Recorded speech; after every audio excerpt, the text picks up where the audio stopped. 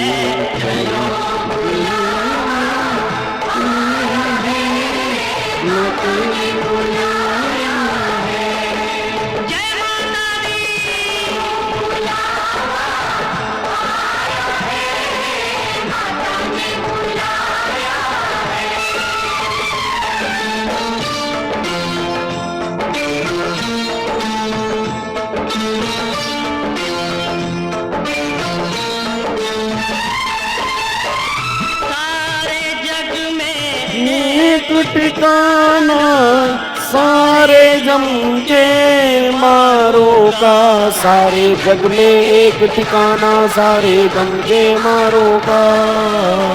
रास्ता देख रही है माता अपनी आँख के तारों का, रास्ता देख रही है माता अपनी आँख के तारों का।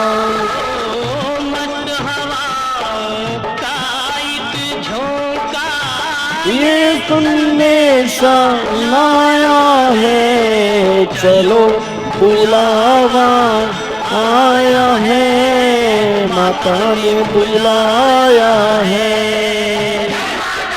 जय माता दी, जय माता दी, कहते जाओ जय माता दी, जय माता दी, जय माँ जय माता दी कहते जाओ आने जाने वालों को।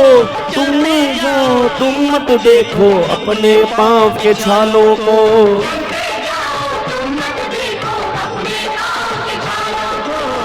जिसने जितना दर्द सहा है उतना चैन भी पाया है, चलो आया है, माता ने बुलाया है।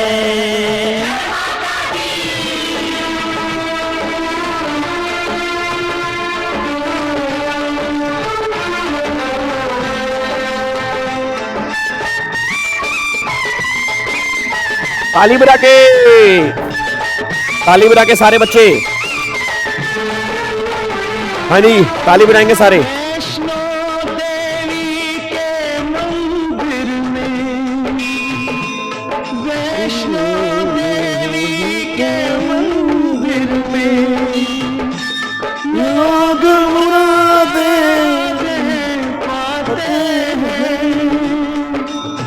रोते रोते आते हैं, हंसते हंसते जाते हैं। वो रोते रोते आते हैं, हंसते हंसते जाते हैं। भी मांग के देखूं जिसने जो मांगा वो पाया है, चलो बुलावा आया है, माता ने बुलाया है।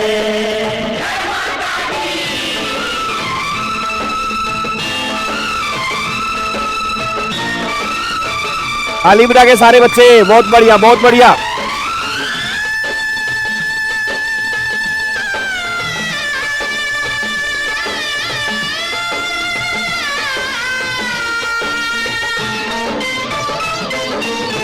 क्या बात है, जय माता दी।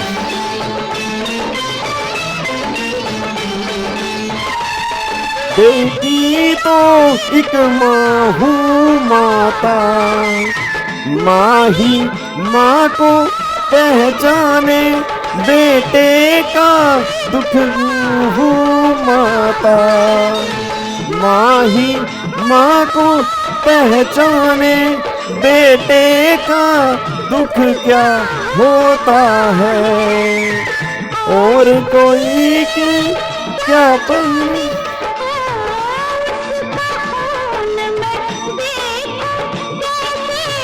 जिसको दूध पिलाया है, चलो बुलावा आया है, माता ने बुलाया है।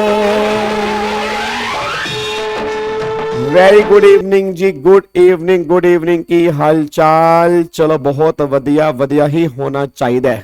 की हाल चाल जी? Good evening, good evening, good evening Divya, good evening Shivam, good evening Vansh, good evening. Gungun net नहीं चल रहा था, अब गुनगुन मुझे सिखा रही है कि गाबा सर पढ़ाओ। अब गुनगुन को क्या ही बोल। गुनगुन इतना अगर पहले पढ़ लिया होता ना, फिर अब पढ़ने की जरूरत ही नहीं होती। गुनगुन मेरे बच्चे, पहले नहीं पढ़ा तो तुम्हें टेंशन हो रही है, और हम तो पढ़ ही रहे हैं। अब कब नहीं पढ़ रहे बताओ? वैसे तुम व्हाट्सएप पे टाइम वेस्ट कर देते हो, नाप शनाप चीजों में टाइम वेस्ट, तुम्हें 2 मिनट भजन सुनने का टाइम नहीं है। चलो अच्छी बातें हैं। That is Gen Z, today's generation. Great, बहुत बढ़िया जी। चलो जी, तो मैं आपको बता दूं, हमने टीडीएस की क्लास ली थी आज, नेट में प्रॉब्लम थी इसलिए वो नहीं हुई, तो आप उसको देख सकते हैं। ठीक है जी, तो वो ऑलरेडी यूट्यूब पे आपके पास है, आप उसको देख सकते हैं जी। ठीक है जी। और वाईफाई में इशू था, इस चक्कर में वो टीडीएस वाली क्लास लाइव नहीं हो पाई थी, बट वो हमने मतलब फेस टू फेस क्लास में हुई थी, उसके बाद वो मैंने अपलोड कर दिया था जी। ठीक है जी। चलो अब एक बार सारे के सारे बच्चे फटाफट से आ जाओ जी। कल हमारी जीएसटी की क्लास सेम टाइम पे है जी। कल हमारी जीएसटी की क्लास जो है वो सेम टाइम पर 12:30 बजे है जी। ठीक है जी, कल हमारी जीएसटी की क्लास जो है वो सेम टाइम पर 12:30 बजे। सर आज क्या पीजीबीपी के क्वेश्चन खत्म करेंगे? नहीं, कल का एक सेशन पीजीपी के ऊपर लगेगा। ठीक है ना, कल का एक सेशन जो है वो पीजीपी के ऊपर और लगेगा, और उसके बाद फिर हम टोटल इनकम वाले क्वेश्चन करेंगे जी। ठीक है जी, उसके बाद जो है फिर हम टोटल इनकम वाले क्वेश्चन करेंगे। तो आज वाली क्लास हमारी पीजीपी के ऊपर है, और कल वाली क्लास भी पीजीबीपी के ऊपर है जी। ठीक है, चलो इधर देखो ध्यान से जी, इधर देखो एक बार फटाफट से। अब 2-3 डाउट्स मेरे पास आए हुए थे, पहले फटाफट से वो डिस्कस करते हैं। सर 35 to 1A कौन सा सेक्शन है? उसके अंदर कोई डिडक्शन नहीं है, वो सेक्शन 35 के साथ ही है, वो कंडीशन है, उसमें कोई डिडक्शन नहीं मिलती जी। ठीक है, चलो इधर देखो ध्यान से, एक बार सारे के सारे बच्चे यहाँ पे ध्यान दो। एक तो आपको मैंने क्वेश्चन होमवर्क दिया था जी, एक तो मैंने क्वेश्चन नंबर 48 आपको होमवर्क दिया था, और एक क्वेश्चन नंबर 42 में एक बच्चे का डाउट था। एक बार मैं 42 दोबारा से बता रहा हूं जी। ठीक है, उसके बाद एक क्वेश्चन नंबर 46 में एक बच्चे का डाउट आया हुआ था, तो एक बार क्वेश्चन नंबर 46 भी मैं दोबारा से बताऊंगा। उसके बाद फिर यहाँ पे क्वेश्चन नंबर 46 के बाद एक क्वेश्चन नंबर 48 आपको मैंने होमवर्क दिया था, पता नहीं आपसे हुआ है नहीं हुआ, तो वो एक बार हम क्वेश्चन नंबर 48 भी हम देखेंगे जी। एक बार क्वेश्चन नंबर 48 भी हम देखेंगे। उसके बाद फिर यहाँ पे 48 के बाद फिर जो आज वाली क्लास में हमें क्वेश्चन करने हैं, तो आज वाली क्लास में जो हमें क्वेश्चन देखने हैं, एक तो क्वेश्चन नंबर 53 है, ये हमें देखना है जी। उसके बाद क्वेश्चन नंबर 54 हो गया ये। अच्छा, क्वेश्चन नंबर 54 से ना वो क्वेश्चन हमारे स्टार्ट हो जाएंगे जो आपके अलाउड और डिसअलाउड वाले होते हैं। ठीक है ना, क्वेश्चन नंबर आपके 54 से वो अलाउड और डिसअलाउड वाले क्वेश्चन स्टार्ट हो जाएंगे। ठीक है, तो क्वेश्चन नंबर 54 है, उसके बाद फिर यहाँ पे क्वेश्चन नंबर 55 है, उसके बाद फिर यहाँ पे क्वेश्चन नंबर 56 है, उसके बाद यहाँ पे क्वेश्चन नंबर 57 है। मतलब ये सारे के सारे क्वेश्चन जो है ना, ये सारे के सारे क्वेश्चन वो हैं जैसे टोटल इनकम वाले क्वेश्चन बनते हैं ना, उसमें P&L अकाउंट दिया होता है, अदर इंफॉर्मेशन दी होती है, कुछ ऐड करते हैं कुछ माइनस करते हैं, ये सारे क्वेश्चन उस तरह के हैं। ठीक है जी, ये सारे क्वेश्चन जो हैं ये उस तरह के हैं। चलो अब एक बार पहले फटाफट से टाइम वेस्ट नहीं करते, अब मैं लाइव चैट को एक बार हटा रहा हूं जी। अब जितने डाउट्स हैं एक बार पहले फटाफट से वो देखते हैं, उसके बाद हम आगे चलेंगे। तो पहले एक बार फटाफट से क्वेश्चन नंबर 42 देख लेते हैं, जो बच्चे का डाउट क्वेश्चन नंबर 42 में था। अब जिनको 42 में डाउट नहीं है वो 2 मिनट यहाँ पे बैठे रहेंगे, जिनको डाउट है एक बार वो सुन लेंगे। अब अगर मैं क्वेश्चन नंबर 42 की बात करता हूं तो क्वेश्चन नंबर 42 जो है ना वो सेक्शन नंबर 35 एडी का है। पहले बताओ सेक्शन नंबर 35 एडी किसका था? याद करो सेक्शन नंबर 35 एडी में था कि टोटल मिला के आपके 14 बिजनेस होते हैं। उन 14 बिजनेस को अगर आप स्टार्ट करते हो तो जितने भी इन्वेस्टमेंट करते हो 100% इन्वेस्टमेंट जो है वो आपको अलाउड हो जाती है। अब अगर मैं 35 एडी की बात करूंगा तो 35 एडी में इस क्वेश्चन में वो क्या कहना चाह रहा है? वो कह रहा है MNP limited commences operation of the business in new four star hotel in Chennai 1 April 2024। The company incurred capital expenditure 40 lakh rupaye during the period January 24 to March 24 exclusively for the above business. उसने जो खर्चा कैपिटलाइज किया same in the books of accounts as on 1 April 2024। मेरा पूरी class से question है। अब उसने 1 अप्रैल 2024 को ने खर्चा कैपिटलाइज किया। अब अगर जिस ईयर में कैपिटलाइज किया तो गवर्नमेंट कहती है उस ईयर में आप उसकी डिडक्शन क्लेम कर लेंगे। तो 40 लाख रुपए 4-स्टार होटल है तो 2 स्टार और अबव कैटेगरी का है, तो 2 स्टार और अबव कैटेगरी का है तो 40 लाख रुपए की डिडक्शन जो है वो आपको यहां पे मिल जाएगी। तो 40 लाख रुपए तो ये हो गए। फिर उसने बोला फर्दर ड्यूरिंग द 24-25 उसने कैपिटल खर्चा इंकर किया 2.5 करोड़ रुपए का, जिसमें 1 करोड़ रुपए खर्चा जो है वो लैंड का है। अब तुम सब जानते हो लैंड वाले केस में डिडक्शन हमें अलाउड नहीं होती। अब अगर लैंड वाले केस में डिडक्शन हमें अलाउड नहीं होती बट बाकी सब केस में तो होती है। अब उसने खर्चा किया 2.5 करोड़ का, उसमें 1 करोड़ रुपए लैंड का है तो 1 करोड़ रुपए यहां से हटा दो तो बाकी कितना बचा? 1.5 करोड़ बचा। तो अगर बाकी 1.5 करोड़ बचा तो 1.5 करोड़ तो ये हो गया और 40 लाख रुपए हो गया। तो क्या मैं कह सकता हूं कि 1 करोड़ 90 लाख रुपए खर्चा आपको अलाउड होगा जी? मतलब क्या मैं कह सकता हूं कि 1 करोड़ 90 लाख रुपए खर्चा अलाउड होगा? यस, खर्चा जो होगा वो 1 करोड़ 90 लाख रुपए यहां पे अलाउड होगा। फिर वो कहना चाह रहा है कि जो प्रॉफिट जो है वो इस बिजनेस से ना वो 80 लाख रुपए का है और इस 80 लाख में आपने डिडक्शन क्लेम नहीं की। मतलब अभी इसमें डिडक्शन क्लेम करनी है। अब मेरा पूरी क्लास का क्वेश्चन है 80 लाख रुपए का प्रॉफिट है, 1 करोड़ 90 लाख रुपए की डिडक्शन है, तो आपको नहीं लग रहा 1 करोड़ 10 लाख रुपए का लॉस आ जाएगा जी? हाँ नहीं, आपको नहीं लग रहा कि 1 करोड़ 10 लाख रुपए का लॉस आएगा? अब अगर 80 लाख में से मैं 1 करोड़ 90 लाख हटाऊंगा तो 1 करोड़ 10 लाख रुपए का मुझे यहां से लॉस निकल के आ गया। इतना मेरा लॉस हो गया। फिर उसने बोला कि आपका एक बिजनेस और है। अब एक बिजनेस और है जो आपने 5 साल पहले स्टार्ट किया था और वो 4-स्टार होटल है तो वो भी 35 एडी वाला है। उस बिजनेस से तुम्हें 130 लाख रुपए के प्रॉफिट हो रहे हैं। मेरे को सारे बच्चे बता दो 35 एडी के बिजनेस का लॉस 35 एडी के ही किसी भी बिजनेस की इनकम से खत्म हो सकता है। तो मेरा पूरी क्लास से क्वेश्चन है जो 1 करोड़ 10 लाख रुपए का लॉस आ रहा है 130 लाख रुपए के प्रॉफिट है तो क्या ये लॉस इस इनकम से खत्म हो जाएगा? बिल्कुल खत्म होगा। तो अगर मैं इस लॉस को इस इनकम से खत्म करूंगा तो 20 लाख रुपए के मेरे प्रॉफिट बचेंगे जो प्रॉफिट मेरे हाथ में टैक्सेबल है। तो सिंपल सी बात बस ये निकल के आ रही है। ये वाला क्वेश्चन हमने कल वाली क्लास में डिस्कस किया था।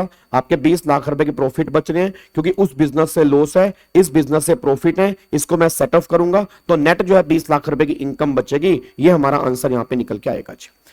फिर उसने बोला क्या 35 एडी की डिडक्शन मिलेगी अगर होटल की ओनरशिप मेरे पास है और आपने क्या किया इसका ऑपरेशन किसी को दे दिया? भाई ओनर मैं हूं, इस होटल को तुम चलाओ। तो क्या ये पॉसिबल है? बिल्कुल पॉसिबल है, कोई दिक्कत वाली बात नहीं है। ओनरशिप आपकी होनी जरूरी है। अगर आपकी ओनरशिप है, ऑपरेट कोई दूसरा बंदा कर रहा है, दिक्कत वाली बात नहीं है, तुम डिडक्शन क्लेम कर सकते हो। ये पॉइंट यहां पे निकल के आएगा। और अगर आप इसकी प्रेजेंटेशन की बात करेंगे, प्रेजेंटेशन इसकी पीछे दी हुई है, आप इसके आंसर चेक करेंगे, प्रेजेंटेशन इसकी पीछे दी हुई है। ठीक है जी, क्या इसको लॉक कर सकते हैं? सर 1 करोड़ 10 लाख कैसे आया? वही तो मैंने बताया नालायक बच्चे, 80 लाख रुपए का प्रॉफिट है, ठीक है, 1 करोड़ 90 लाख रुपए की डिडक्शन है, तो 1 करोड़ 90 लाख रुपए की डिडक्शन है, 80 लाख का प्रॉफिट है, तो नेट जो हो गया वो 1 करोड़ 10 लाख रुपए का नुकसान हो गया। ठीक है जी, चलो इसको पैक करने जा रहे हैं। एक बार फटाफट से क्वेश्चन नंबर 46 के ऊपर आ जाओ। अब यहां पे ये रहा क्वेश्चन नंबर 46 देखो कुछ। अब एक बार चेक करो क्वेश्चन नंबर 46 यहां पे क्या कह रहा है जी। ये भी एक बच्चे का डाउट था।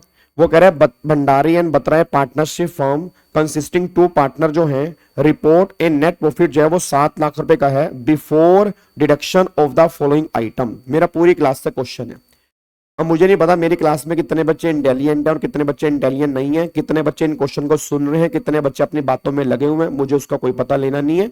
मैं यहां पे आपको काम करवा रहा हूं।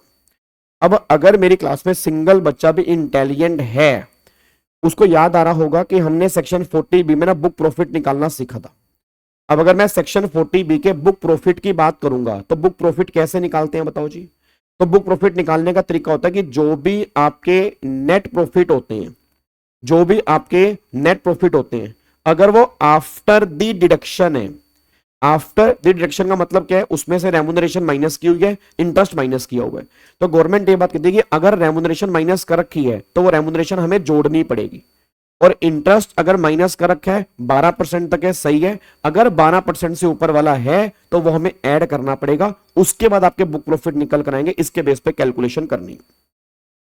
फिर मैंने कहा था कि अगर आपको नेट प्रॉफिट बिफोर दे रखे हैं, बिफोर का मतलब क्या होता है, बिफोर मतलब उसमें से डिडक्शन माइनस ही नहीं की हुई। बिफोर का मतलब क्या होता है, उसमें से डिडक्शन माइनस नहीं की हुई, मतलब हमें डिडक्शन माइनस करनी है। अब मेरा पूरी क्लास से क्वेश्चन ये निकल के आ रहा है, सारे बच्चे आंसर देना। अब यहाँ पे बिफोर है, अब जब उसने रेमुनरेशन माइनस नहीं कर रखी तो हम कुछ भी नहीं करेंगे ना, क्योंकि अगर वो माइनस कर रखी होती हमें ऐड करनी पड़ती, उसने माइनस नहीं कर रखी, हमें कुछ भी नहीं करना। उसके बाद उसने बोला डेप्रीसिएशन माइनस नहीं कर रखे, वो तो करने पड़ेंगे, तो डेप्रीसिएशन जो है यहाँ पे आप माइनस करके चलोगे। फिर यहाँ पे वो कह रहा है इंटरेस्ट ऑन कैपिटल जो है 15% है, 5 लाख रुपए का यहाँ पर इंटरेस्ट, मतलब 5 लाख रुपए की यहाँ पर कैपिटल है। अब अगर 5 लाख रुपए कैपिटल है, 15% अगर यहाँ पे है तो उसका 12% अलाउड है, तो 12 कितना हो गया, 60,000 रुपए अलाउड है। तो अगर 60,000 रुपए अलाउड है तो 3% जो है वो अलाउड नहीं है, बट इन्होंने माइनस नहीं कर रखा, तो हमें 12% माइनस करना है। तो बताओ क्या करेंगे। अब यहाँ 7 लाख में से पहले तो 1.5 लाख रुपए ये माइनस कर दो, तो 7 लाख में से अगर मैं 1.5 लाख रुपए माइनस करूंगा और 60,000 रुपए ये माइनस करूंगा तो मेरा बुक प्रॉफिट निकल के आएगा। तो मेरा बुक प्रॉफिट यहाँ पे निकल के आएगा जी, यहाँ पे 7 लाख माइनस में 1.5 लाख रुपए माइनस में 60,000 रुपए, तो 4,90,000 रुपए का मेरा बुक प्रॉफिट आएगा जी। अब अगर 4,90,000 रुपए का मेरा बुक प्रॉफिट निकल के आएगा तो आप मेरे को बताओ ये 6 लाख तक है ना। अब क्या था, हमने उस केस में क्या किया था, या तो 40B के अंदर पहले 6 लाख तक के बुक प्रॉफिट पर जितना बुक प्रॉफिट है उसका 90% और 3 lakh whichever is higher, और बैलेंस बुक प्रॉफिट का 60%। अब पहले 6 लाख तक, तो ये तो पहले 6 लाख तक की है, तो 4,90,000 रुपए का अगर मैं 90% निकालूंगा तो 90% कितना आ गया, यह आ गया 4,41,000। 4,41,000 और 3 लाख, हायर क्या बनेगा, 4,41,000, मतलब 4,41,000 रुपए तक की रेम्यूनरेशन मुझे अलाउड है। इसका मतलब यह है कि अगर फर्म 4,41,000 की रेम्यूनरेशन दे रही है तो इतनी रेम्यूनरेशन जो है वो अलाउड है। अब एक बात बताओ, उसने रेम्यूनरेशन दी कितनी है, 20,000 पर मंथ दी है, मतलब एक साल की 2,40,000 दी है, और कितने पार्टनर है, 2 पार्टनर है, तो 2,40 कितना हो गया, 4,80। तो मतलब उसने रेम्यूनरेशन जो दी है वो 4,80,000 रुपए की दी है, और अलाउड कितनी है, 4,41,000 रुपए की। तो 39,000 की जो रेम्यूनरेशन होगी वो डिस अलाउड होगी। ये पॉइंट आपका निकल के आता है। तो ये पॉइंट हमने कल भी डिस्कस किया था, बट कई बच्चों को डाउट था, एक बार दोबारा से इसको मैंने यहाँ पे बता दिया आज, ठीक है। उसके बाद अब यहाँ पे आओ, अब ये क्वेश्चन आपको मैंने होमवर्क दिया था, क्वेश्चन नंबर 48 जी। अब एक बार सारे के सारे बच्चे फटाफट से यहाँ पे क्वेश्चन नंबर 48 के ऊपर आए, जो आपको मैंने होमवर्क दिया था। मुझे नहीं पता आपसे हुआ है या नहीं हुआ, अगर हो गया तो अच्छी बात है, नहीं हुआ तो उसको हम करने की कोशिश करेंगे जी। अब एक बार सारे के सारे बच्चे फटाफट से यहाँ पे अब क्वेश्चन नंबर 48 को देखो। क्वेश्चन नंबर 48 क्या कह रहे हैं, वो कह रहे हैं मिस्टर कुरैशी एक बिजनेसमैन है ड्यूरिंग द ईयर एंडेड 31 मार्च 2025, ठीक है जी। पर सैलरी वाला पॉइंट नहीं समझ आया, तो अगर नहीं समझ आया तो एक बार 40 भी दोबारा पढ़ना पड़ेगा आपको जी। अब देखो मैंने 2 बार बता दिया, इसके अलावा मैं क्या ही बताऊंगा जी। तो फिर आप 40 भी दोबारा से पढ़ो, ठीक है ना। फिर आपको 40 भी दोबारा से पढ़ना पड़ेगा, उसमें चेक करो बुक प्रॉफिट कैसे निकलते हैं, क्योंकि बुक प्रॉफिट निकालने के 2 तरीके होते हैं। अगर वो आफ्टर दे रखा है तो फिर उसमें रेम्यूनरेशन हमें ऐड करनी होती है, और अगर बिफोर दे रखा है तो हम कुछ भी नहीं करते। तो जो मुझे लग रहा है आपकी प्रॉब्लम क्या है कि आपको बुक प्रॉफिट की कैलकुलेशन समझ नहीं आ रही, उसके लिए एक बार आप 40B में जाओ, 40B में बुक प्रॉफिट की कैलकुलेशन है, अगर आप उसको समझ लोगे तो क्वेश्चन बिल्कुल सिंपल है जी, ठीक है जी। जो बाकी बच्चे इधर की बातें कर लें जो इधर चल रहे हैं जी, ठीक है जी। अब यहाँ पे एक बार फटाफट से आओ जी। अब एक बार सारे बच्चे क्वेश्चन नंबर 48 के ऊपर आओ। क्वेश्चन नंबर 48 क्या कह रहे हैं जी। अब क्वेश्चन 48 कह रहा है मिस्टर कुरैशी है is a businessman during the year ended 31 मार्च 2025। वो कह रहे he was engage in the business of hyper market and super market, मतलब वो 2 मार्केट में इन्वॉल्व है जी। वो दो मार्केट में इन्वॉल्व है, वो उसने बोला हाइपर मार्केट और सुपर मार्केट, वो इन दो मार्केट में इन्वॉल्व है। He maintain proper books of accounts for the both business in mercantile system. अच्छा, मर्केंटाइल का मतलब क्या होता है जी? मर्केंटाइल का मतलब ये होता है कि वो एक्यूरल बेस है, मतलब वो पेड बेस यूज नहीं कर रहा, वो एक्यूरल बेस यूज कर रहा है, मतलब पेबल बेस पे खर्चे वो अलाउड करता है वगैरह। Sales of hyper achieve a turnover 75 lakh रुपए, in all receipt were in cash. However super market के बिजनेस की सेल जो है वो 50 लाख रुपए की है, और ये सारी की सारी जो है ऑनलाइन है, मतलब उसकी 75 लाख रुपए की है, इसकी 50 लाख रुपए की है, उसकी सारी कैश में है, इसकी सारी ऑनलाइन में है। फिर वो कह रहा है एक्सपेंडिचर इंकर किए इन द रेशियो ऑफ 65 और 35। ओके जी, अब आगे देखते हैं।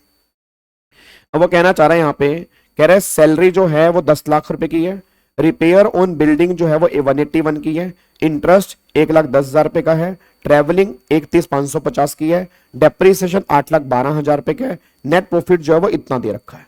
ये नेट प्रॉफिट उसने यहाँ पे निकाल के दे रखा है। फिर उसने यहाँ पे अदर इंफॉर्मेशन दे रखी है। अब एक बार चेक करते हैं अदर इंफॉर्मेशन क्या है जी।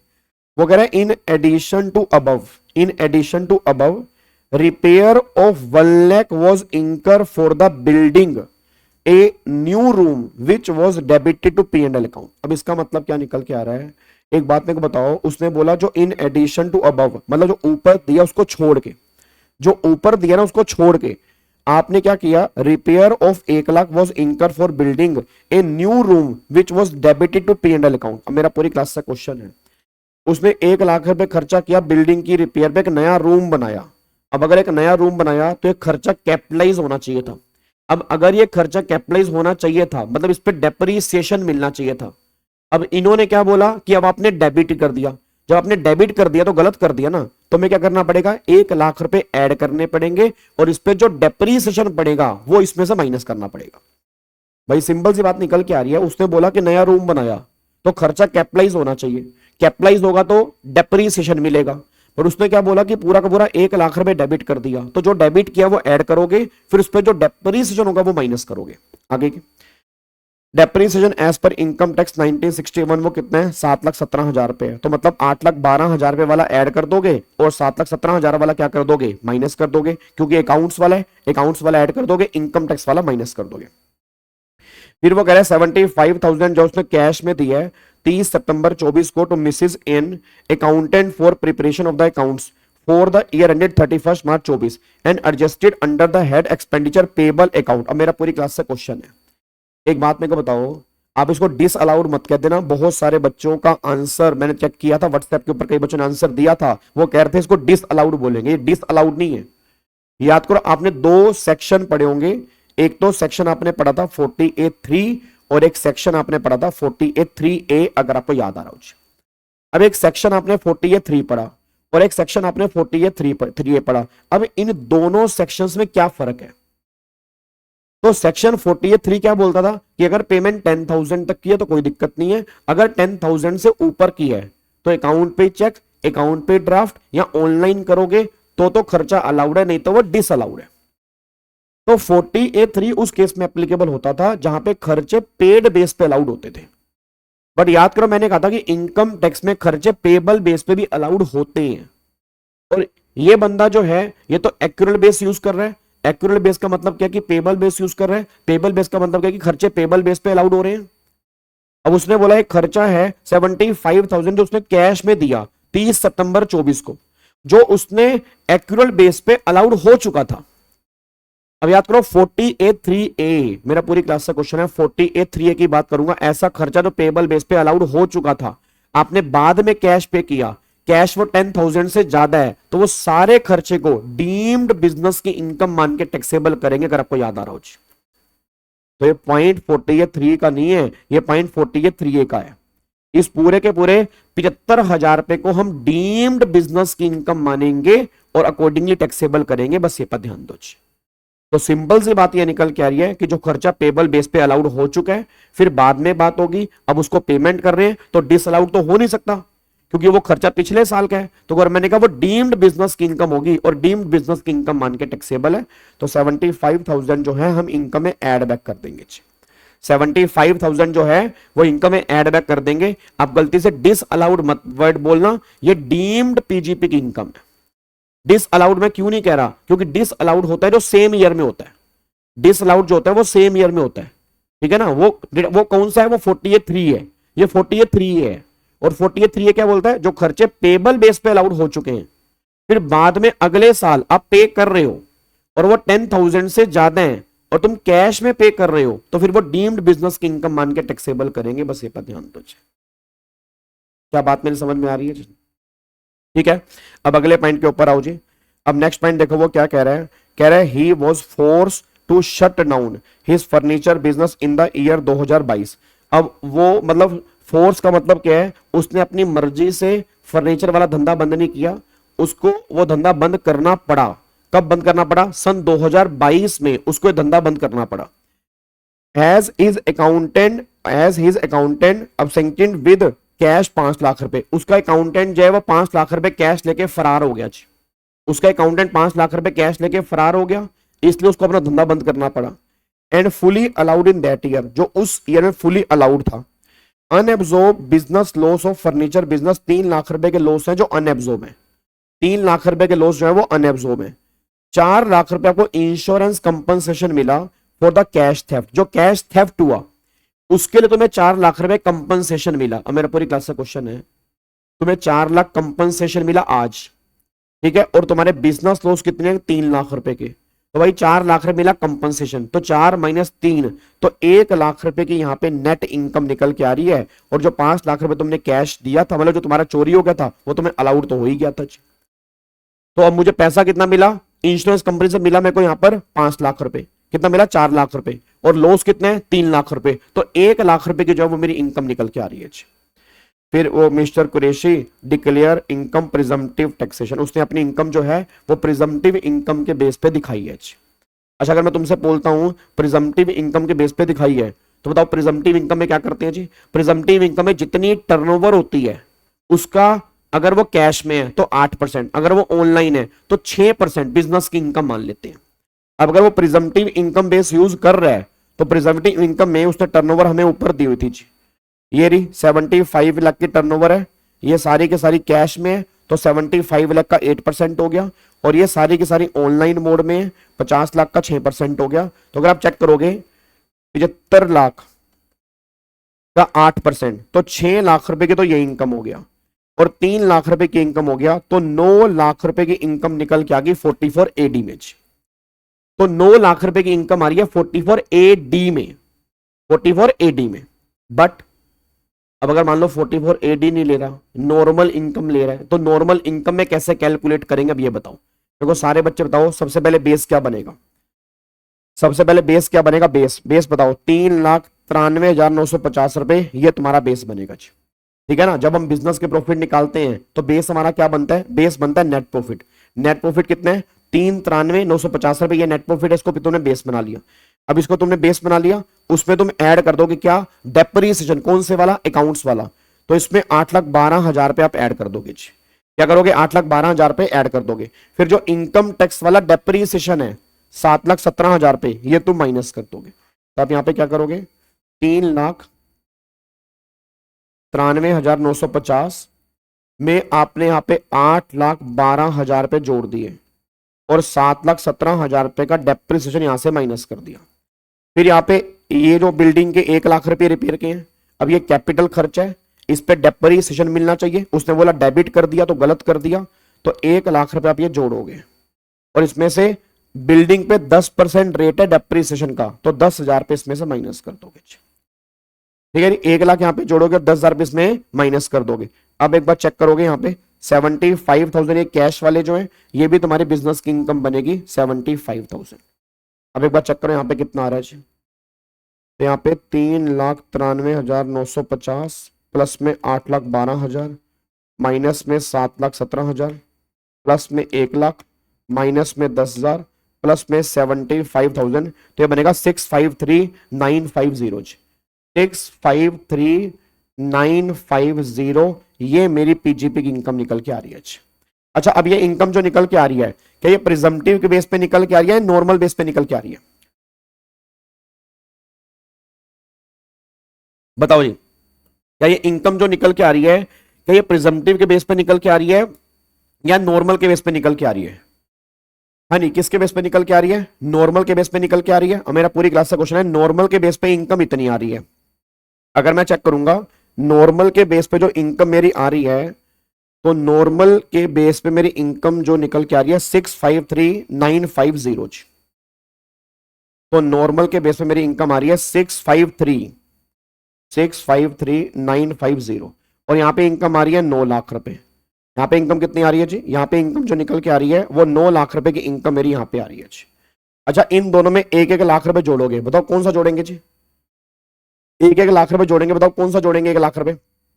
फर्नीचर वाला, जो तुम्हें फायदा हुआ फर्नीचर वाले केस में 1 लाख रुपए से आपका प्रॉफिट यहाँ पे बढ़ जाएगा। तो यहाँ पे कितना हो गया? 10 लाख हो गया जी। और अगर मैं यहाँ पे चेक करूंगा वहां यहाँ पे कितना आएगा, इसमें 1 लाख रुपए जोड़ूंगा तो 753950 आएगा। तो ऑब्वियस सी बात है ये इनकम मेरी इससे कम आ रही है।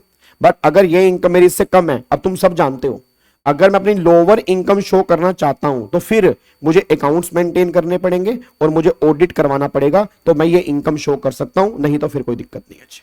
तो सिंपल सी बात है, फिर मुझे ऑडिट करवाना पड़ेगा, मुझे बुक्स ऑफ अकाउंट्स मेंटेन करने पड़ेंगे। अगर मैं अपनी इनकम ये वाली शो करना चाहता हूं तो फिर ऑडिट और बुक्स ऑफ अकाउंट्स मेंटेन करने पड़ेंगे। बस ये बात ध्यान दो। पर ट्रैवलिंग ऐड क्यों नहीं किया? ट्रैवलिंग तो बिजनेस एक्सपेंडिचर है ना। ट्रैवलिंग खर्चा तुम्हारा बिजनेस वाला खर्चा है, तो ट्रैवलिंग खर्चा ऐड क्यों करेंगे? जो खर्चा बिजनेस का नहीं है वही तो ऐड करोगे ना।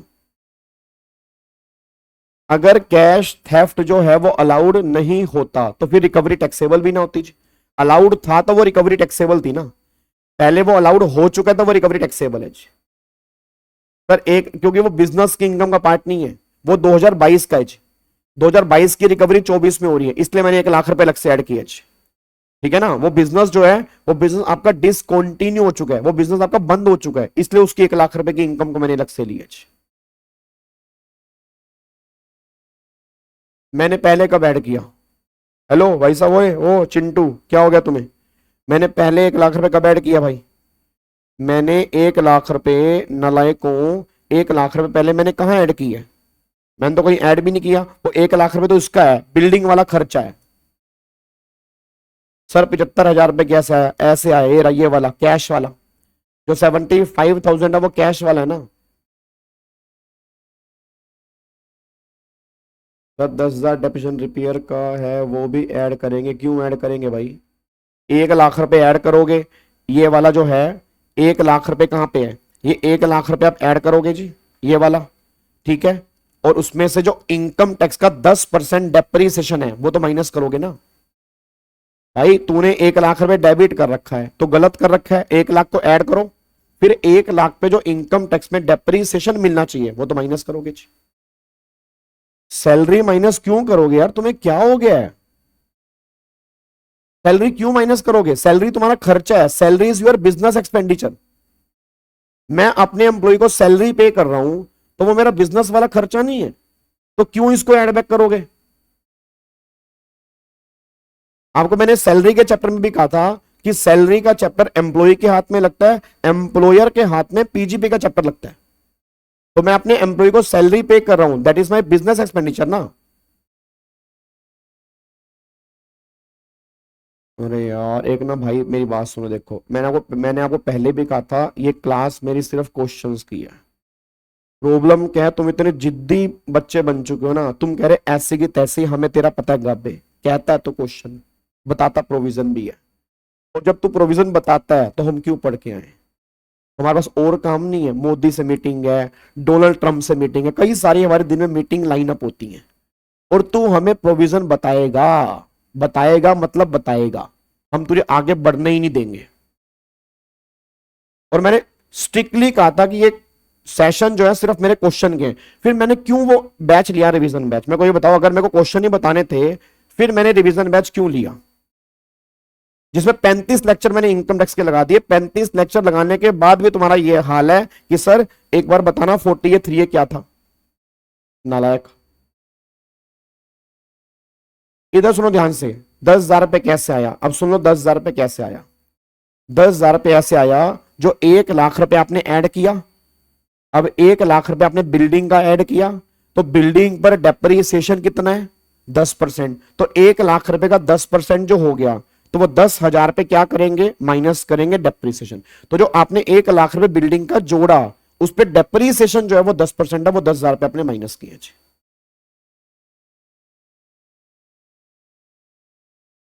ठीक है, अब चलो सुनो ध्यान से। अब सुनो सुनो सुनो सुनो सुनो सुनो सुनो सुनो सुनो। अब एक पॉइंट, चलो एक बच्चे का डाउट मैं और ले रहा हूं कि 75,000 वाला दोबारा बता दो। अब मैं लास्ट टाइम बता रहा हूं भाई, ठीक है जी, अब मैं लास्ट टाइम बता रहा हूं जी, ठीक है जी, लास्ट टाइम बता रहा हूं, इधर देखो ध्यान से। अब लास्ट टाइम बता रहा हूं, इसके बाद हम आगे बढ़ेंगे। मेरी वीडियो को 0.5 की स्पीड पे सुन लेना, धीरे धीरे करके सुन लेना, आपको शायद समझ में आ जाएगा जी। सर 9 लाख रुपए कहां से आए, इसका अलग ही क्लेश चल रहा है। 9 लाख रुपए कहाँ है भाई, मेरे को तो बताओ। अरे नालायक इधर आ बेटे, 9 लाख रुपए ऐसे आया बेटे। मेरे बच्चे सुन, भगवान का वास्ता है, देख दोनों हाथ जोड़े तेरे सामने। 75 लाख की टर्नओवर है। 44 AD में कैश वाले का 8% लेते हैं, ऑनलाइन वाले का 6% लेते हैं। तो 75 लाख का 8% 6 लाख रुपए, 50 लाख का 6% 3 लाख रुपए, 6 और 3 9 लाख रुपए। बच्चे ऐसे आया, ठीक है। चलो अब 75,000 पे कैसे आया मैं लास्ट टाइम बता रहा हूं, नहीं तो हम एक ही क्वेश्चन कर पाएंगे 1 घंटे में, जो तुम्हारे हालात लग रहे हैं, ठीक है ना। फिर एक क्वेश्चन से ऊपर हो नहीं पाएगा। और फिर तुम पता क्या पूछोगे, पीजीबीपी कब खत्म होगा, बाबा सर कब खत्म करोगे, बढ़ने तो दे नहीं रहे, खत्म तुम्हें पहले करना होता है हर चीज को। 75,000 पे कैसे आया सुनो। 75,000 पे उसने कैश दिया है। अब ये खर्चा पेबल बेस पे अलाउड हो चुका था। अब जो खर्चा पेबल बेस पे अलाउड हो चुका था, उसको तुम अब कैश पे कर रहे हो, तो डिस अलाउड तो कर नहीं सकते, क्योंकि खर्चा वो अलाउड हो चुका है।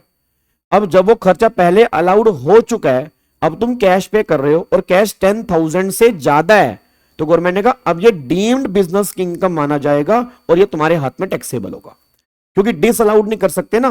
डिस अलाउड क्यों नहीं कर सकते, ये खर्चा पिछले साल का है, अब पिछले साल वाला खर्चा है, पेमेंट तुम अभी कर रहे हो, तो डिस अलाउड कैसे करोगे, तो इसलिए 48(3)(a) लगेगा, इसमें डीम्ड बिजनेस की इनकम मान के टैक्सेबल करोगे। ठीक है जी। और लास्ट वाला जो 1 लाख रुपए एक बच्चा पूछ रहा है, लास्ट वाला 1 लाख रुपए भाई मेरे, वो ये आया है जो यहाँ पे इंश्योरेंस मिला 4 लाख का और 3 लाख रुपए का लॉस है, 4 में से 3 लाख रुपए गए, 1 लाख रुपए का जो है वो ये वाला पॉइंट है। चलो अब थोड़ा सा आगे हटते हैं, बहुत हो गया जी, वेरी गुड, बहुत बढ़िया।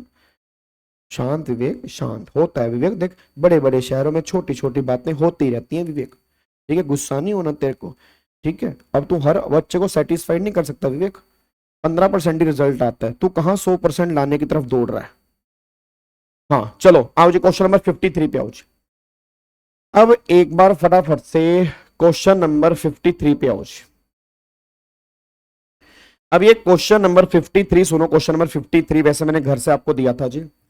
अब एक बार फटाफट से यहां पे देखो 53 में क्या है, वो कह रहा है bad debts claim disallowed in earlier year recover subsequently is the sum recover chargeable to tax। Obvious सी बात है यस, ऑब्वियस सी बात है यस। एक बात मेरे को बताओ, जो बेड डेट्स है पहले अलाउड हो चुका है, अब तुम्हें बेड डेट्स रिकवर हो रहा है, क्या बेड डेट्स रिकवर तुम्हारे हाथ में टैक्सेबल होगा नहीं होगा, बिल्कुल होगा।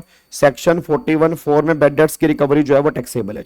मैं दोबारा बोलूंगा, सेक्शन 41(4) में जो बेड डेट्स की रिकवरी होगी वो क्या हो जाएगी, टैक्सेबल हो जाएगी, ये तो टैक्सेबल है। आगे टीडीएस सैलरी पर, अब सैलरी पर आपने जमा नहीं कराया ड्यू डेट से पहले, तो अगर सैलरी पर टीडीएस ड्यू डेट से पहले जमा नहीं कराया तो क्या 40(1)(a) में डिसअलाउड होगा, बिल्कुल होगा जी। 30% डिसअलाउड, 70% अलाउड, सेम एप्लीकेबल हो जाएगा। फिर 120 लाख रुपए कंपनसेशन है वीआरएस का। अब तुम सब जानते हो वीआरएस वाले खर्चे 5 इक्वल इंस्टॉलमेंट के अंदर अलाउड होते हैं। तुम सब जानते हो ये जो वीआरएस वाले खर्चे हैं 5 इक्वल इंस्टॉलमेंट में अलाउड होते हैं। तो 120 लाख रुपए डिवाइड बाय 5 कर दोगे तो 24 लाख रुपए खर्चा हर साल में अलाउड हो जाएगा, बस ये पर ध्यान दो। ठीक है जी। सर डिस अलाउड लिखा है वहां टैक्सेबल नहीं, डिस अलाउड ही तो कह रहा हूं मैं। अरे मैं यहां पे क्या कह रहा हूं, उसने बोला सैलरी डिसअलाउड होगा, बिल्कुल होगा, बट 30% होगा ना, 70-30 की रेशियो है ना 40 बनने में, 30 डिसअलाउड है 70 अलाउड है जी। उसके बाद देखोगे ये बेड डेट्स 50,000 पे राइट ऑफ है, अलाउड इन फाइनेंशियल ईयर 22-23 और रिकवर हो रहे हैं 24-25 में, तो बेड डेट्स की रिकवरी है। अब अलाउड है 22-23 में, रिकवर 24-25 में हो रहे हैं, तो बेड डेट्स की रिकवरी क्या होगी, टैक्सेबल होगी, तो बेड डेट्स जो हैं वो आपके टैक्सेबल है। डन।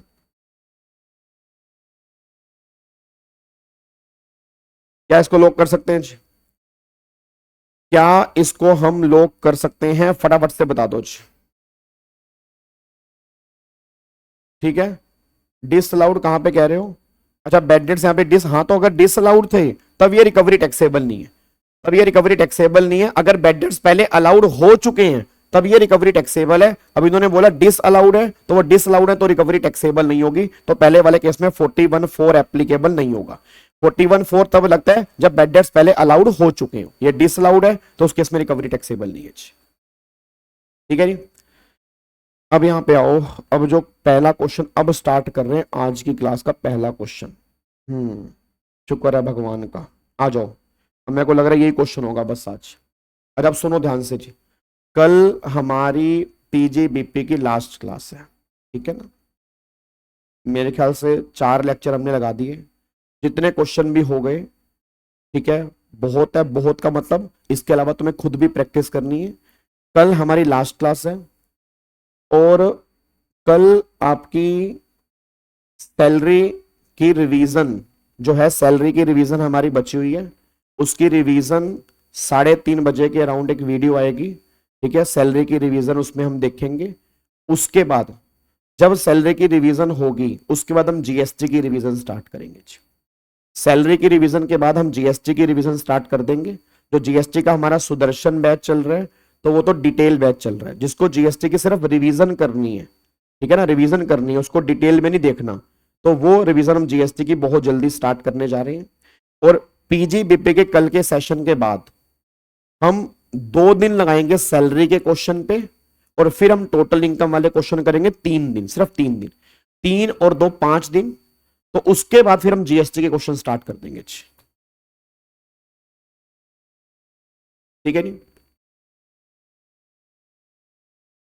चलो बहुत बढ़िया जी।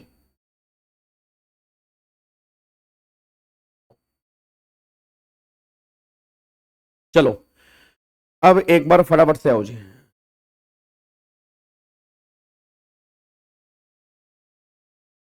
आ जाओ एक बार फटाफट से यहां पे आओ जी, इधर देखो ध्यान से। अब एक बार क्वेश्चन नंबर 54 के ऊपर आओ। अब एक क्वेश्चन नंबर 54 तुम करने की थोड़ी सी कोशिश करना जी। सारे बच्चे क्वेश्चन नंबर 54 करने की कोशिश करना, शायद तुमसे हो जाए, मतलब जितना भी तुमसे हो जाए उतनी अच्छी बात है। अब यहां पे वो कहना चाह रहा है आपको, following the P&L account of Mr Y. Mr Y age 58 साल की है एंड इंडियन रेजिडेंट जो है for the year ended 31 March 25। अब ये क्वेश्चन बहुत ध्यान से पढ़ना। देखो ये क्वेश्चन ना इसलिए भी इंपॉर्टेंट है कि जो टोटल इनकम वाला क्वेश्चन बनता है ना, जो पहला क्वेश्चन बनता है, जो मैंडेटरी वाला क्वेश्चन बनता है, वो इस तरह से बनता है। मतलब उसमें आपको ऐसा ही P&L अकाउंट दिया होता है, और यही क्वेश्चन अगर तुम सोल्व कर सकते हो तो तुम टोटल इनकम वाला क्वेश्चन भी सोल्व कर सकते हो। तो इसलिए ये वाले क्वेश्चन जो है वो ज्यादा इंपॉर्टेंट बन जाते हैं। आओ जो क्वेश्चन ध्यान से पढ़ते हैं। पहले एक बार ध्यान से P&L अकाउंट पढ़ते हैं, पहले पूरा क्वेश्चन पढ़ेंगे फिर आंसर करना स्टार्ट करेंगे। तो पहले एक बार डेबिट साइड पढ़ते हैं फिर क्रेडिट साइड पढ़ते हैं। तो डेबिट साइड में उसने बोला रेंट दिया 60,000 रुपए का, कार की रिपेयर 3,000 रुपए, मेडिकल एक्सपेंडिचर 4500 रुपए, सैलरी 18,000 रुपए, डेप्रिसिएशन कार पर जो है वो 3,000 रुपए है। उसके बाद एडवांस इनकम टैक्स 6500 रुपए, फिर नेट प्रॉफिट जो है वो 5,45,000 रुपए। तो ये हमारा बेस बनेगा 5,45,000 रुपए, जो है ये हमारा बेस बनेगा। 5,45,000 रुपए ये हमारा बेस बनेगा। फिर उसने यहां पर बोला सेल, गाड़ी की सेल की 17,000 की, interest on income tax refund 3,000 रुपए, गिफ्ट जो मिला है वो 25,000 रुपए का मिला है। फिर वो उसने बोला अदर इंफॉर्मेशन में Mr Y bought a car during the year 20,000। उसने ये गाड़ी जो है ना 20,000 रुपए की ली थी। कौन सी गाड़ी? ये वाली गाड़ी जो ऊपर वो गाड़ी की बात कर रहा है, उसने गाड़ी 20,000 रुपए की ली थी। ही चार्ज डेप्रिसिएशन 15%, तो 20 का 15 कितना हो गया? 3,000 रुपए, वो उसने यहाँ पे डेबिट कर लिए। कह रहा है on the value of the car was sold during the year 17,000 रुपए। मेरा पूरी क्लास का क्वेश्चन है। अब मुझे नहीं पता तुम्हें याद आ रहा है नहीं आ रहा, आपको मैंने पहले भी कहा था कि डेप्रीसिएशन जो हम क्लेम करते हैं वो क्लेम करते हैं जो 31 मार्च को हमारी WDV होती है उस पर क्लेम करते हैं। भाई जो मेरी 31 मार्च को वैल्यू होती है ना उस पर हम क्लेम करते हैं डेप्रीसिएशन। अब इसने बोला कि ये तुमने गाड़ी बेच दी, 17,000 रुपए की गाड़ी बेच दी। अब अगर 17,000 रुपए की गाड़ी बेच ली, ड्यूरिंग द ईयर, तो ईयर एंड में तो ये गाड़ी मेरे पास थी नहीं, और अगर ये गाड़ी मेरे पास नहीं थी इट मींस इस पे डेप्रिसिएशन नहीं मिलेगा। इट मींस जो उसने ये डेबिट किया हुआ 3,000 रुपए ये हमें ऐड करने पड़ेंगे, ये हमें ऐड करने पड़ेंगे, क्योंकि डेप्रिसिएशन जो है गलत है, ये डेबिट होना ही नहीं चाहिए। अकाउंट्स में मिलता है बट इनकम टैक्स में नहीं मिलता, क्योंकि जिस ईयर में, मैं दोबारा बोल रहा हूं, अगर आपने सेम ईयर में गाड़ी बेच दी है तो उस जो बेची हुई गाड़ी है उस पे you can not claim depreciation, बस ये बात ध्यान देना चाहिए। तो इस पर मैं क्लेम नहीं कर पाऊंगा, तो इसको आप यहां पे ऐड बैक करोगे, और जो 17,000 रुपए की सेल इन्होंने यहां पे क्रेडिट की हुई है इसको मैं यहां से हटाऊंगा, क्योंकि ये मेरी बिजनेस की इनकम नहीं है। तो बिजनेस की इनकम नहीं है तो याद करो, मैंने कहा था वो सारी इनकम हटाओगे जो क्रेडिट की हुई थी, क्रेडिट नहीं होनी चाहिए थी, वो यहां से हटा दोगे। उसके बाद अब आगे देखो जी, वो कह रहा है use of car was 3/4 for the business और 1/4 फॉर पर्सनल। अब जो गाड़ी है उस गाड़ी का यूज जो है वो 3/4 तो यूज हुआ बिजनेस में और 1/4 यूज हुआ पर्सनल में। अब जो 1/4 पर्सनल में है तो 1/4 वाले जो भी खर्चे होंगे वो हमें ऐड करने पड़ेंगे, क्योंकि पर्सनल खर्चे जो हैं वो P&L में नहीं आते। अब आगे देखो, कह रहे medical expenditure were the incur for the treatment of missus Y. अब मेडिकल एक्सपेंडिचर जो है यहां पे अगर मैं बात करता हूं कहां पे है जी, यहाँ पे मेडिकल एक्सपेंडिचर 4500 रुपए है। अब मेरा पूरी क्लास का क्वेश्चन है, सारे के सारे बच्चे बोल दो वाइफ का उसने मेडिकल एक्सपेंडिचर कराया, तो वाइफ का मेडिकल एक्सपेंडिचर क्या उसका बिजनेस वाला खर्चा है? नहीं। वाइफ का मेडिकल एक्सपेंडिचर क्या उसके बिजनेस वाला खर्चा है? नहीं है। तो बिजनेस वाला खर्चा तो नहीं है, तो क्या करोगे आप इसको एड बैक कर दोगे, तो 4500 रुपए आप ये भी ऐड कर दोगे। आगे देखो, salary has been paid on the account of car driver. अब बताओ जो सैलरी दी गई है ना वो कार ड्राइवर को दी गई है, ये वाली सैलरी कार ड्राइवर को दी गई है। अब अगर ये सैलरी कार ड्राइवर को दी गई है, मैं आपसे एक बात जानना चाह रहा हूं, अगर ये सैलरी कार ड्राइवर को दी गई है तो कार 3/4 यूज हुई बिजनेस में, तो सैलरी 3/4 तो अलाउड है, पर जो 1/4 यूज हुई है पर्सनल में तो 1/4 सैलरी भी तो ऐड बैक करोगे। सारी सैलरी गलती से ऐड बैक मत कर देना, 3/4 तो अलाउड है, क्योंकि गाड़ी उसने बोला गाड़ी को 3/4 हमने बिजनेस में यूज किया था, तो अगर गाड़ी 3/4 बिजनेस में है 1/4 पर्सनल है तो 1/4 पर्सनल वाला जो है ऐड बैक कर दोगे। तो 18,000 रुपए का 1/4 अगर मैं निकालूंगा, 18,000 रुपए का 1/4 अगर मैं निकालूंगा तो ये 4500 रुपए हो गया जी, ये 4500 रुपए हो गया। तो कहां पे गया, तो 4500 रुपए की सैलरी जो है ये हमें ऐड बैक करनी पड़ेगी जी। 4500 रुपए की सैलरी जो है ये हमें ऐड बैक करनी पड़ेगी, यहां तो कोई दिक्कत तो नहीं है। उसके बाद देखो जी अगला, फिर यहां पे वो कहना चाह रहा है medical expenditure were income the treatment, ये हो गया, सैलरी हो गया। अब वो यहां पे कहना चाह रहा है Mr Y has also let out a house property at a monthly rent, इतना हो गया। तो ये तो मेरी हाउस प्रॉपर्टी की इनकम है, इसका कोई पीजीपी के ऊपर इंपैक्ट नहीं पड़ेगा जी। उसके बाद अब यहाँ पे mister by minor daughter receive 7500 रुपए, स्टेज एक्टिंग है, तो भैया ये क्लबिंग ऑफ इनकम की बात हो रही है, इसका भी पीजीपी पे इंपैक्ट नहीं पड़ेगा। कह रहे मिस्टर वाई उसने 50,000 मेडिकल ट्रीटमेंट है डिपेंडेंट सन के लिए सफरिंग फ्रॉम डिसेबिलिटी, ये डिडक्शन की बात हो रही है, सेक्शन 80 वाली, उसको यहां से लेके जाओ। और फिर ये भी जो एजुकेशन सन है तो ये भी जो है वो डिडक्शन की बात हो रही है, तो पीजीपी का ट्रीटमेंट तो वही है, पीजीपी का ट्रीटमेंट जो है वो तो वही है जो हमने यहाँ पे कर लिया। तो अब यहाँ पे बस देख लो जी। अब अगर मैं यहाँ पे बात करता हूँ तो अब बताओ पहले बेस क्या बनेगा, पहले बेस बनेगा 5,35,000 रुपए। तो सबसे पहला जो है 5,35,000 रुपए मेरा यहाँ पर बेस बनेगा। अब एक बार डेबिट साइड में सारे बच्चे आ जाओ जी। अब यहाँ पे rent okay, repair of car, यहाँ पे रिपेयर ऑफ कार, अब कार की रिपेयर है तो कार की रिपेयर का 1/4 खर्चा पर्सनल है, तो 3,000 डिवाइड बाय 4, तो 750 रुपए आप ये रिपेयर के यहाँ पे जोड़ दोगे जी, 750 के आप यहाँ पे रिपेयर के जोड़ दोगे। डन। उसके बाद हाँ जी, उसके बाद सर एक बार फॉर्मेट में करा दो, लो फॉर्मेट में कर लो यार, फॉर्मेट में क्या दिक्कत है, इतना क्यों फॉर्मेट से घबराते हो भाई। ये लो ये फॉर्मेट है, ये लो जी। यहाँ पे आप लिखोगे कंप्यूटेशन ऑफ पीजीबीपी इनकम। अब यहाँ पे सबसे पहले नेट प्रॉफिट को बेस बना लो जी, अब अगर मैं नेट प्रॉफिट को बेस बनाऊंगा तो ये आपकी मतलब फाइनल फिगर नहीं होगी, उधर फाइनल फिगर होगी। नेट प्रॉफिट आपके आ रहे हैं 5,35,000 पे। अब इसमें सबसे पहले क्या करोगे, आप यहाँ पे ऐड करोगे। क्या ऐड करोगे, जो नोट अलाउड एक्सपेंडिचर है या इनएडमिसेबल एक्सपेंडिचर है, आप इसको ऐड कर दोगे। अब सबसे पहले यहाँ पे आपने क्या ऐड कर दिया, रिपेयर ऑफ कार। तो यहाँ पे रिपेयर ऑफ कार हो गया।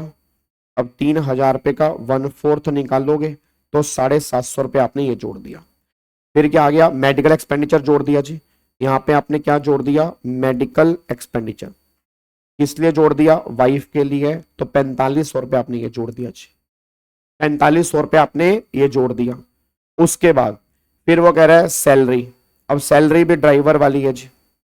सैलरी, अब जो कार ड्राइवर की सैलरी है तो 18,000 का 1/4 अगर आप निकालोगे तो 4500 रुपये मेरे ख्याल से आएगा जी। तो 4500 रुपये आपका ये निकल के आ गया।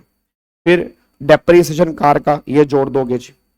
अब यहाँ पे डेप्रीसिएशन जो है वो कार का कितना निकल के आ गया जी, यहाँ पे 3,000 रुपये आप ये जोड़ दोगे जी।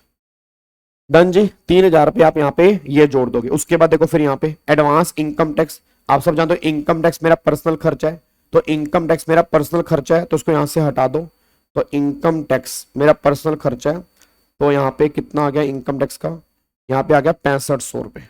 ये मेरा यहाँ पे निकल के आ गया। अब कोई दिक्कत तो नहीं है जी, अब कोई दिक्कत तो नहीं है। अब इसमें यहां से कर दोगे लेस, लेस यहाँ पे। अब लेस क्या करोगे, इनकम रोंगली क्रेडिटेड।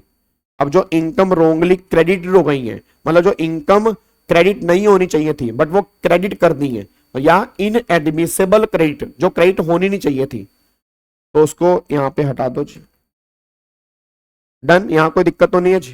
क्या चीज, रेंट, रेंट कोम कोम क्या कह रहे हो, रेंट को क्यों जोड़ेंगे, रेंट तो तुम्हारे बिजनेस वाले है ना, रेंट को यहां पे क्यों जोड़ेंगे। रेंट कोई हाउस प्रॉपर्टी वाला थोड़ा है, हाउस प्रॉपर्टी वाला रेंट आपको नीचे दे रखा है।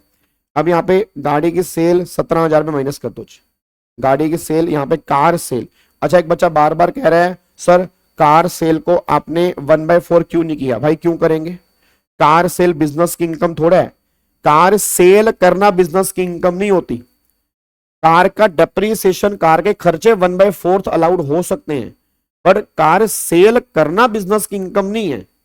आज समझ में आ रही है ना, अदर सोर्स की इनकम होगी, कैपिटल गेन में कवर होगी, बिजनेस की इनकम तो नहीं है।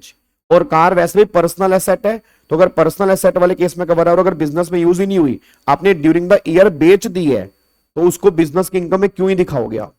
तो 17,000 रुपए यहां से माइनस करोगे। उसके बाद फिर यहाँ पे रिफंड इंटरेस्ट हो गया, तो इंटरेस्ट और इनकम टैक्स रिफंड कितना है जी, यहाँ पे 3,000 रुपये माइनस कर दिया। फिर यहाँ पे गिफ्ट की बात करूंगा, तो गिफ्ट यहाँ पे कितना आ रहा है जी, गिफ्ट यहाँ पे 25,000 रुपये का आ रहा है जी। अब मुझे बताओ नेट इनकम मेरी कितनी आ रही है जी।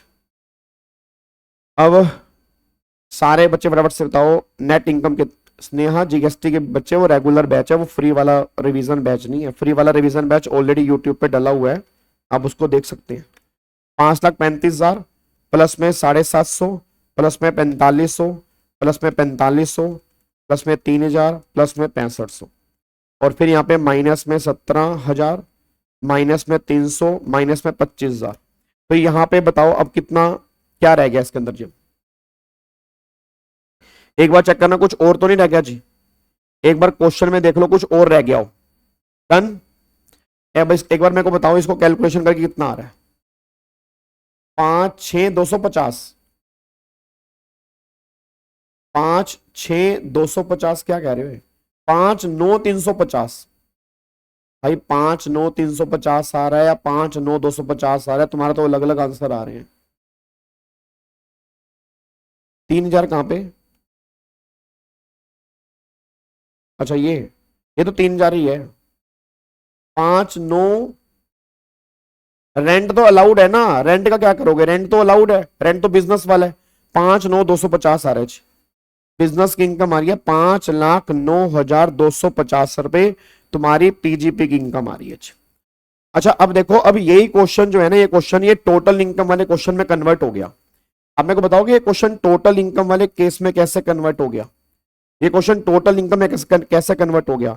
आप चेक करो, इसमें उसने हाउस प्रॉपर्टी की इनकम भी दे रखी है, देखो इसने उसमें हाउस प्रॉपर्टी की इनकम भी दे रखी है, और उसने मांगा भी क्या है, कह रहा है टोटल इनकम और टैक्स लाइबिलिटी। भाई साहब ये तो पूरा बड़ा क्वेश्चन है, ये तो पूरा बड़ा क्वेश्चन है भाई मेरे, ये तो पूरा बड़ा क्वेश्चन है, ये सिर्फ पीजीपी का नहीं है। लो टोटल इनकम वाले क्वेश्चन की स्टार्टिंग हो गई है, टोटल इनकम वाले क्वेश्चन की स्टार्टिंग होगी, और पै गया स्यापा, ये तो टोटल इनकम वाला क्वेश्चन आ गया। अब यहाँ पे हाउस प्रॉपर्टी की इनकम भी निकाल दो जी, अब यहाँ पे हाउस प्रॉपर्टी की इनकम भी निकाल दो। अब एक बार यहाँ पे चेक करना हाउस प्रॉपर्टी वाले केस में क्या है जी। अब लेट आउट 25,000 पर मंथ है, 3 लाख, एक्सपेक्टेड रेंट जो है वो 2.5 लाख है, तो AR 2.5 लाख है, AR 3 लाख है, तो अगर AR ज्यादा है तो AR ही GAV होगा, तो GAV मेरा आ गया 3 लाख। अब GAV मेरा कितना आ गया, 3 लाख रुपए। क्वेश्चन में कहीं पर म्युनिसिपल टैक्स है, म्युनिसिपल टैक्स क्वेश्चन में दिया हूं, म्युनिसिपल टैक्स ये रहे 6,000 रुपए हैं, out of 3,000 are paid by tenant, tenant है वो तो अलाउड नहीं होंगे, और 3,000 रुपए येट टू बी पेड। अब 3,000 रुपए टेनेंट है और 3,000 रुपए येट टू बी पेड है, तो अगर येट टू बी पेड है मतलब आउटस्टैंडिंग है, तो भाई म्युनिसिपल टैक्स तो अलाउड नहीं होगा, क्योंकि एक तो टेनेंट है और एक ओनर ने अभी पे करने हैं, पे नहीं किए, आउटस्टैंडिंग है, तो आउटस्टैंडिंग तो आएंगे ही नहीं, तो म्युनिसिपल टैक्स तो आएंगे नहीं। NAV आएगी 3 लाख। अब इसमें से 30% की डिडक्शन, 90,000 रुपए की डिडक्शन आ गई। फिर यहाँ पे कुछ इंटरेस्ट भी दे रखा है उसने, इंटरेस्ट दे रखा है यहाँ पे 20,000 रुपए का इंटरेस्ट है जी, तो 20,000 रुपए का यहाँ पे 24B में इंटरेस्ट माइनस कर दोगे, तो अगर मैं चेक करूंगा तो इनकम आएगी 3 लाख, माइनस में 90,000, माइनस में 20,000, तो 1,90,000 रुपए की मेरी यहाँ पे हाउस प्रॉपर्टी की इनकम आ रही है जी, 1,90,000 रुपए की मेरी यहाँ पे हाउस प्रॉपर्टी की इनकम आ रही है, ठीक है ना। अब यहाँ पे पीजीपी की इनकम निकल गई, हाउस प्रॉपर्टी की इनकम निकल गई, 1,90 जी। अब अगला जो है फिर वो अदर सोर्स की इनकम पे आ जाओ जी। अब यहाँ पे देख लो अदर सोर्स की इनकम जी, एडवांस टैक्स कंपनी हो तो मतलब, एडवांस टैक्स कंपनी हो तो क्या मतलब, अरे भाई साहब बच्चा कह रहा है 90,000 रुपये कैसे आया मेरे बाबू, 3 लाख का 30%, ये मेरे बच्चे NAV है, ये मेरे बच्चे उसका 30% है, ठीक है।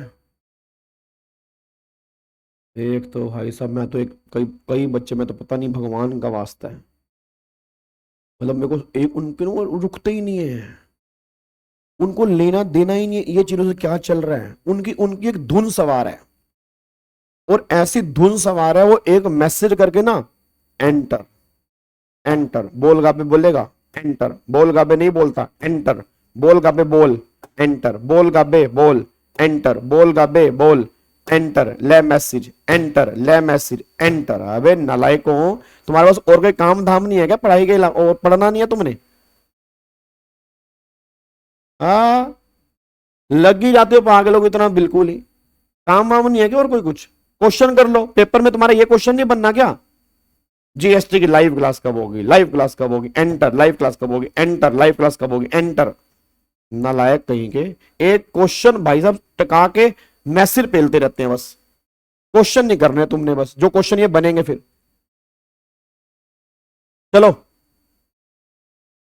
यहां पे हाउस प्रॉपर्टी की इनकम आ गई, अब फटाफट से अदर सोर्स की इनकम पे आओ जी, फटाफट से अदर सोर्स की इनकम पे आ जाओ फटाफट से जी। अदर सोर्स की इनकम पे आओ। अब अगर अदर सोर्स की इनकम पे आऊंगा तो अदर सोर्स की इनकम में बताओ क्या क्या आएगा जी। एक तो अदर सोर्स की इनकम पे मुझे यहां पे दे रखा है गिफ्ट, गिफ्ट दे रखा है 25,000 पे, तो 50,000 तक है तो वो तो एग्जाम्प्टी है। फिर उसने मुझे बोला है refund, interest on income tax refund, कितना है जी 3,000 रुपए, वो आ जाएगा। फिर उसने यहां पर बोला है, अच्छा माइनर यहां पे बोला जी। अब अगर मैं माइनर की बात करूंगा तो माइनर वाले केस में अगर आप चेक करोगे, उसने क्या बोला, माइनर वाले केस में 75,000 है, वो स्टेज एक्टिंग है, तो ये स्टेज एक्टिंग वाली इनकम तो क्लब नहीं होगी जी, ये स्टेज एक्टिंग वाली इनकम क्लब नहीं होगी, बट उसको जो इन्वेस्ट करके इनकम कमाई है वो क्लब हो जाएगी, बट सारी नहीं। 1,500 रुपए पर चाइल्ड की डिडक्शन मिलती है नॉर्मल स्कीम वाले केस में, और मैं नॉर्मल स्कीम की बात करके चल रहा हूं, तो इसमें से 1,500 माइनस करेंगे तो 8500 रुपए इनकम जो है वो यहां पे क्लब हो जाएगी माइनर की। तो 8500 रुपए इनकम जो है वो माइनर की क्लब कर दो। तो यहाँ पे टोटल काउंटिंग करूंगा तो मेरे ख्याल से 11,500 रुपए की अदर सोर्स की इनकम आ रही है। 11,500 रुपए की इनकम आ रही है बस, और तो कुछ इनकम है नहीं। अब बताना टोटल इनकम कितनी आ रही है। ये लो टोटल इनकम वाला क्वेश्चन देख लो तुम। अब ये टोटल इनकम वाला क्वेश्चन देख लो जी।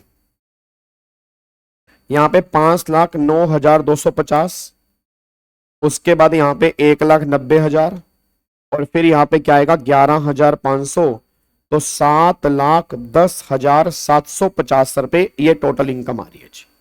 ये मेरी टोटल इनकम निकल के आ रही है 7,10,750। इसमें कोई दिक्कत तो नहीं है।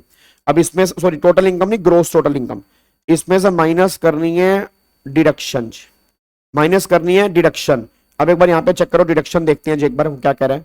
कह रहा है 50,000 रुपए मेडिकल ट्रीटमेंट किया his daughter son who is suffering from severe disability. याद है डिपेंडेंट डिसेबल। अब डिपेंडेंट डिसेबल पे खर्चा करते हैं। नॉर्मल डिसेबिलिटी है तो 75,000 रुपए, और अगर मैं उसकी बात करूंगा नॉर्मल डिसेबिलिटी है तो 75,000 रुपए, अगर सीवियर डिसेबिलिटी है तो 1,25,000 रुपए की डिडक्शन मिलती है। मेरा पूरी क्लास का क्वेश्चन है। अब यहाँ पे सीवियर डिसेबिलिटी है तो एक्चुअल एक्सपेंडिचर तो मेरे किसी काम के ही नहीं है, तो सेक्शन 80 DD में 1,25,000 रुपए की मेरे को डिडक्शन मिल जाएगी। आगे देखो फिर अगला। अब यहाँ पे उसने लोन लिया। अच्छा लोन पे याद है, लोन पे इंटरेस्ट पे करते हैं सेक्शन 80E। याद करो लोन के इंटरेस्ट का सेक्शन 80E, तो यहाँ पे 80E की डिडक्शन मिलेगी हायर एजुकेशन के लोन के इंटरेस्ट की। तो 1,35,000 रुपए इसमें से माइनस कर दोगे। अब इसमें से 1,35,000 माइनस कर दो तो आएगा 5,75,750 रुपए। चेक करना सही आ रहा है जी। 5,75,750 रुपए ये मेरा निकल के आ रहा है। इसमें कोई डाउट हो तो बता दो जी। ये मेरी टोटल इनकम निकल के आ रही है। अब इस टोटल इनकम में टैक्स निकालना है। क्या पूरे क्वेश्चन में कहीं पर भी स्पेशल इनकम है? नहीं है, ये मेरी नॉर्मल इनकम है। 80U क्यों मिलेगा? 80U कब मिलता है? 80U मिलता है इंडिपेंडेंट डिसेबल वाले केस में। अगर मैं खुद का इलाज करवा रहा हूं, मैं दूसरे का इलाज करवा रहा हूं, अगर मैं दूसरे का इलाज करवा रहा हूं तो 80 DD मिलेगा जी। ठीक है जी। अब यहां पे इसका टैक्स निकाल दो। अब स्पेशल इनकम तो है नहीं, तो अगर स्पेशल इनकम नहीं है तो आप नॉर्मल स्लैब रेट लगा दो। तो नॉर्मल स्लैब रेट लगा दो जी। Tax on 5,75,750। तो पहले 2.5 लाख तो एग्जम्प्ट होते हैं। नॉर्मल स्कीम लेके चल रहा हूं जी मैं यहाँ पे। तो पहले 2.5 लाख तो एग्जम्प्ट है। फर्स्ट 2,50,000 तो नील, फिर नेक्स्ट 2,50,000 का 5% तो 12,500, और फिर 75,750 का सीधा 20%। तो 75,750 का 20% 15,150 हो गया। तो 15,150 प्लस में 12,500, तो टोटल टैक्स जो निकल के आ गया वो आ रहा है 27,650। अच्छा क्या मुझे रिबेट मिलेगी जी?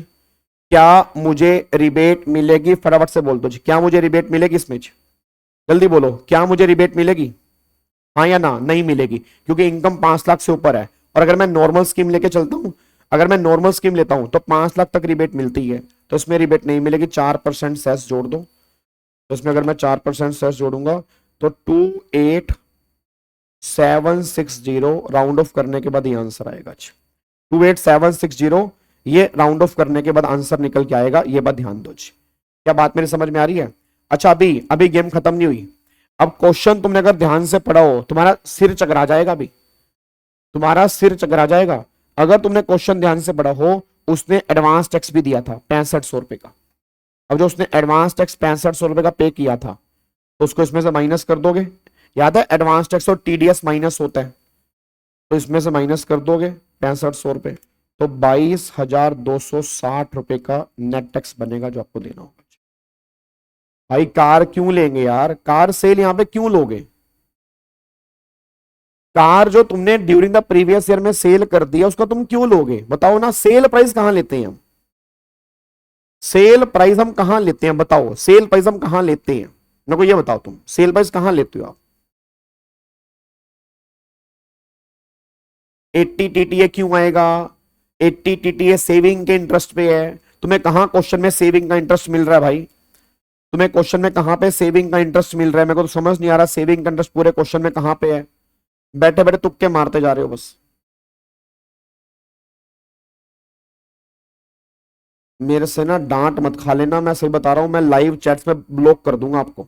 ये जो पिन वाले बच्चे हैं, मेरे को एक बार भगवान ने दो आंखें दे रखी हैं। 80D की डिडक्शन क्यों मिलेगी? 80D की डिडक्शन जो है वो मेडिकल इंश्योरेंस प्रीमियम पे मिलती है, मेडिकल ट्रीटमेंट पे नहीं मिलती है। नालायक, क्वेश्चन नहीं ध्यान से पढ़ते, बस पीछे पड़ जाएंगे। सर ये क्यों नहीं मिलेगा? मेडिकल एक्सपेंडिचर है वो मेडिकल इंश्योरेंस प्रीमियम नहीं पे कर रहा वो। तो यहां पे डिडक्शन मिलेगी तुम्हें 80D की।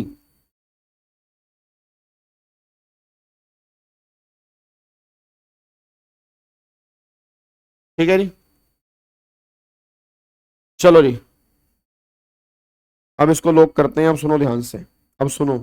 अब ये क्वेश्चन नंबर 55 है। ये क्वेश्चन आपका होमवर्क है, जो आपसे होना तो है नहीं, कल फिर आप मेरे से डाउट पूछोगे। 80DD में 50,000 माइनस नहीं होगा।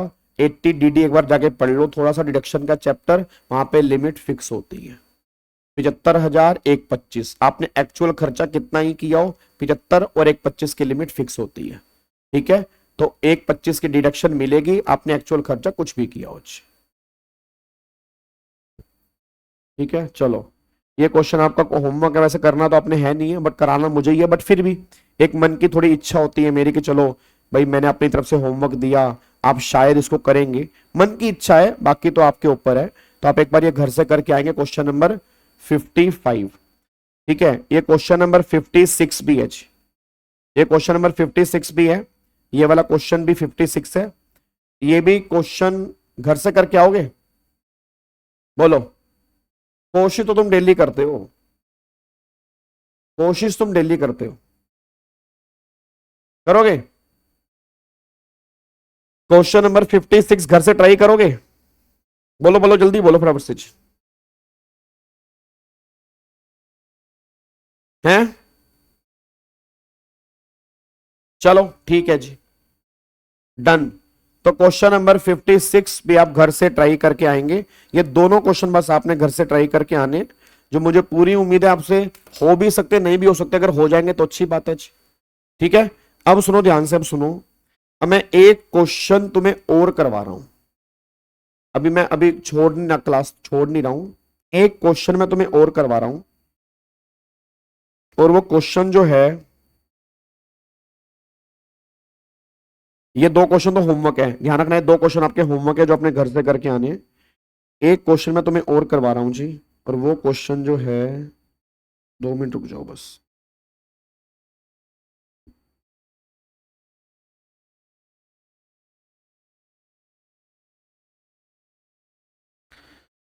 इस जो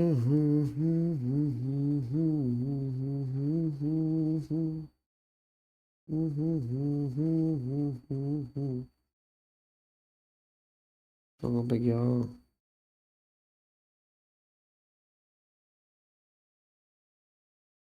अरे यार, क्वेश्चन बैंक कहाँ पे गया? ये रहा, लो जी। एक क्वेश्चन बस करके जाएंगे जी, एक क्वेश्चन करके जाएंगे। और बेटे लाइक और कमेंट करके जाया करो, ऐसे भाग जाते हो बिल्कुल ही, वैसे नालायक बच्चे हो चुके हो बिल्कुल, बहुत ज्यादा। तुम बड़ी बड़ी दिक्कत लगती है मुझे। ये वाला क्वेश्चन एक बहुत इजी क्वेश्चन है, बस ये क्वेश्चन कर जाओ जाते आते ना, ये क्वेश्चन कर जाओ बस, ये बहुत इजी क्वेश्चन है। हाँ, 55 56 होमवर्क है जी, 55 56 होमवर्क है। ये क्वेश्चन अभी कर लो फटाफट से, बस मेरे को डेप्रिसिएशन बता दो बस। इनकम टैक्स की करक्स बुक का पीडीएफ में डाल चुका हूं जी, आप एक बार चेक करोगे उस लिंक को, उसी लिंक के अंदर पीडीएफ है जी, आप एक बार चेक करोगे मिल जाएगा आपको।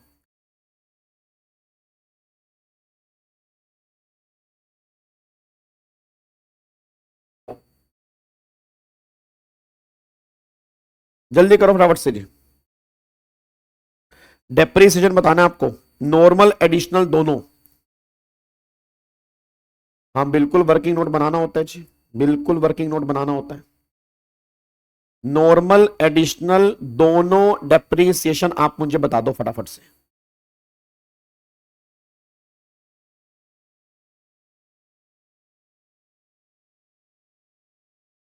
इस जहां की नहीं है तुम्हारी आंखें, और आसमां से उतारी हमारी आंखें,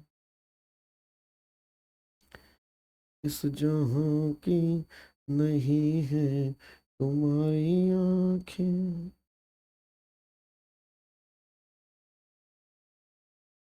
क्रक्स बुक का फोटो नहीं दिखता अब, ये तो भाई मुझे नहीं पता अब क्यों नहीं दिखता। जल्दी करो फटाफट से क्वेश्चन।